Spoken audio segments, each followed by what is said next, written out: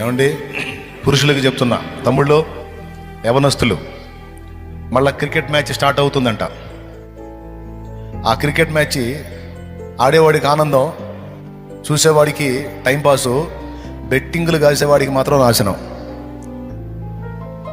ఎందుకంటే తడవకు ఒకడు కలుస్తూ ఉన్నాడు, నాకు లక్షలు అయిపోయిందన్న అప్ప అంటున్నాడు. ఎందుకు అయిందంటే బెట్టింగులు అని అంటున్నాడు. వస్తుంది మళ్ళా ఐపీఎల్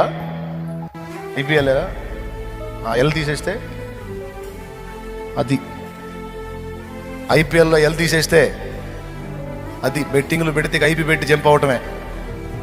కాబట్టి యవనస్తులకు చెప్తున్నా, వద్దు.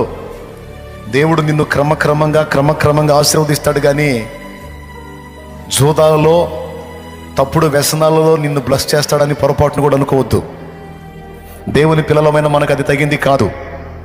దయచేసి ఇక్కడ ఉన్నవాళ్ళు, లైవ్లో వీక్షించే వాళ్ళు అందరికీ చెప్తున్నా, దయచేసి బెట్టింగుల జోలికి పోవద్దు. ఆ వ్యసనాలు ఎవరికైనా ఉంటే వాటిని విసర్జించి మారు మనసు పొందండి. నా తండ్రి నిన్ను క్రమక్రమంగా ఆశీర్వదిస్తాడు, ఒక స్థాయికి తెస్తాడు. అంతవరకు ఓపికతో దేవుని ముందు కాచుకొని ఉండు. కానీ ఏక్ దిన్ మే కౌన్ బనేగా కరోడ్పతి అని పిచ్చి పనులు చేస్తే ఏక్ దిన్ మే పతన హో జాతా. కాబట్టి జాగ్రత్త, ఈ విషయాలు దృష్టిలో పెట్టుకొని, ఎందుకంటే చెప్పాలి కాబట్టి చెప్తున్న హెచ్చరిక.